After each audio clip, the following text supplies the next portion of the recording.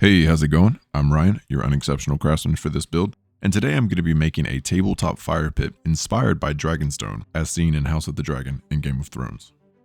What I've currently got on screen is a glimpse into the jumbled mess that is my mind when I'm designing for these projects.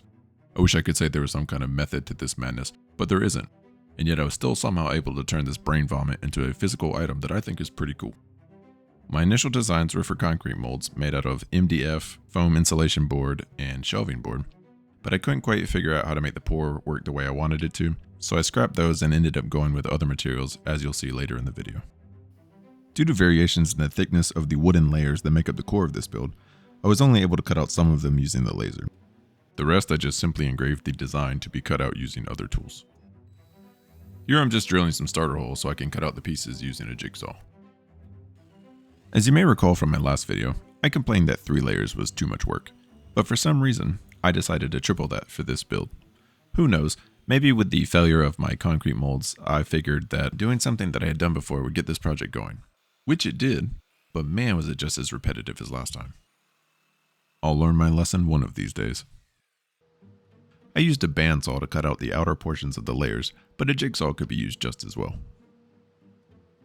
Here I'm cutting out a mesh layer to prevent the fire pit insert from making direct contact with the tabletop surface, while still allowing airflow to get to the insert.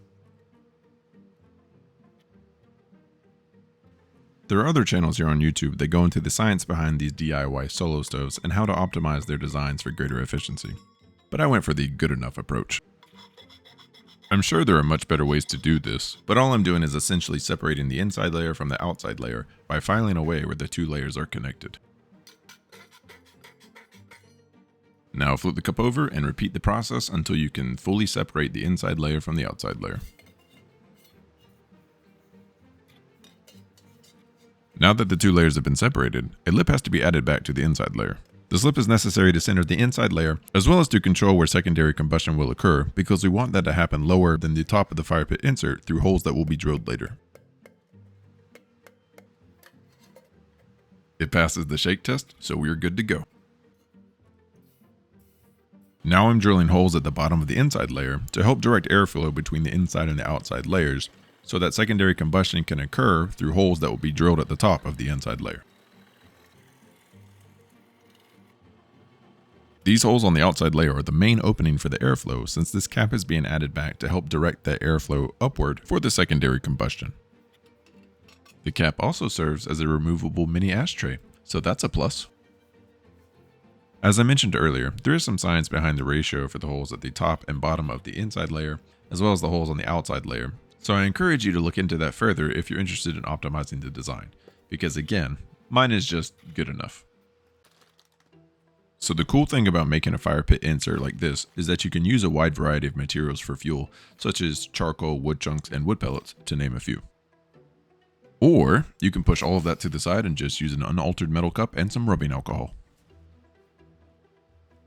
There are positives and negatives to both. I prefer the traditional fire pit feel, but it's hard to argue the convenience of the rubbing alcohol and the fact that it is smokeless, which makes it better for indoor use, following the appropriate safety precautions, of course.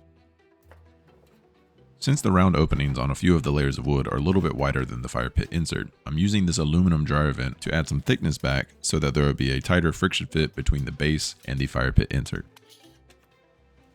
The vent also helps align the layers for glue up, and there may be some potential for heat dissipation, but I didn't test that, so I can't say for sure.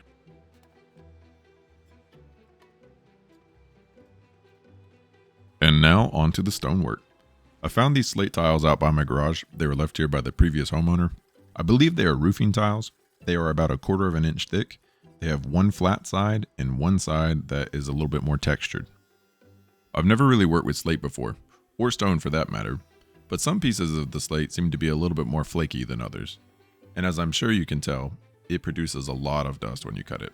So you have to make sure you're taking the appropriate safety precautions, because dust from stone is really bad for your lungs. I ended up using a dust collector to help with the dust, but a wet saw probably would have been better. This construction adhesive is used to bond stone to wood and other materials, and I found one with a higher temperature rating just in case. It's not a fast setting adhesive, so there is time to maneuver the pieces if needed. Here I'm cutting out the pieces that will be the external walls of the castle. There are 6 in total, and it took me multiple hours to get this done. Not to mention, some of these pieces of slate were significantly tougher than others, and they really used up the edges on these cutting wheels, to the point where I was getting sparks. I mean, I think I went through at least 20 of the 25 that I purchased. Now I'm putting the external walls in place using construction adhesive, just like the top, without any additional fasteners. Since the walls are angled, I'm grinding them down flat to be in line with the wooden core, so I have more surface area to glue the end caps to later. This piece that I'm cutting out now will be an overhang at the top of the castle, which will functionally be a place for the castle parapets to sit. Artistically, this piece will help to break up the slate on slate by adding depth and shadow to the piece. For some reason, I tried to do this out of one piece of slate, and you don't have to be the three-eyed raven to know what's going to happen next. Yep, you guessed it, it broke, and into 3 different pieces. But thankfully, the thickness of the castle walls actually gave me a little bit of a ledge to put these pieces on and glue everything together. Not exactly as planned, but it worked out in the end. I'm now cutting out the castle parapets, which I think are a standout feature of Dragonstone as seen in the shows. I initially used the laser to engrave the shapes onto the slate, but you can just as easily scratch the design in. I strongly considered doing the crenellations as well, since they too are a significant feature of the castle, but given that some of the slate would flake when I cut into it, I just thought it was too much of a risk. And now to use the construction adhesive once again to set these pieces in place. You can really start to see the build coming together. Alright, I know what you're thinking. If I've had access to a mini table saw that can cut stone this whole time, why on earth am I waiting until now to use it? Well, that's a simple answer. I forgot it existed. It was boxed up because it was supposed to be returned, but I just happened to see it when I was looking for something else. While I still can't really recommend it due to some of its quirks, it did actually save me a lot of time the little bit that I got to use it.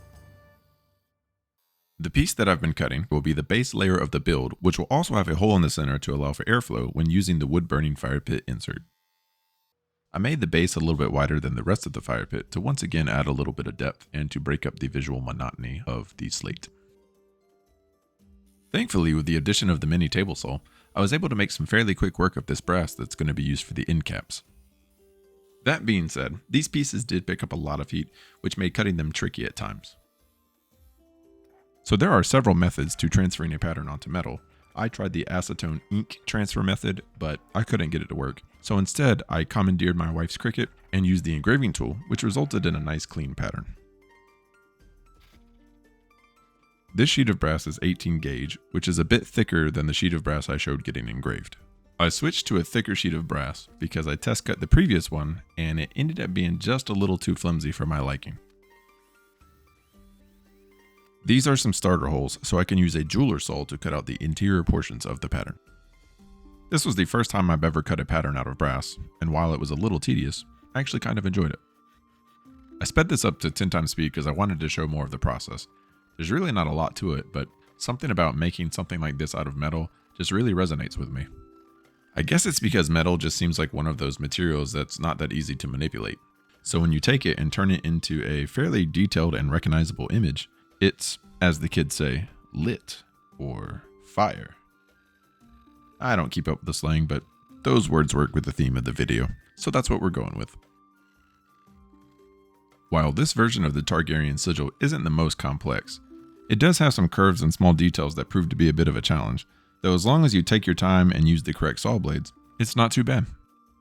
Though I did end up breaking like 10 different blades. If watching this doesn't bring joy to your heart like it did for me when I was cutting it out, then go on and skip ahead another minute or so, because this does continue on for a little while. For those that decided to stick around, some of the more difficult areas to cut out were the heads, the claws, and the scales on the back of the neck and the tail. I was going to attempt to cut out the teeth, but this was my last piece of brass and I didn't want to risk it.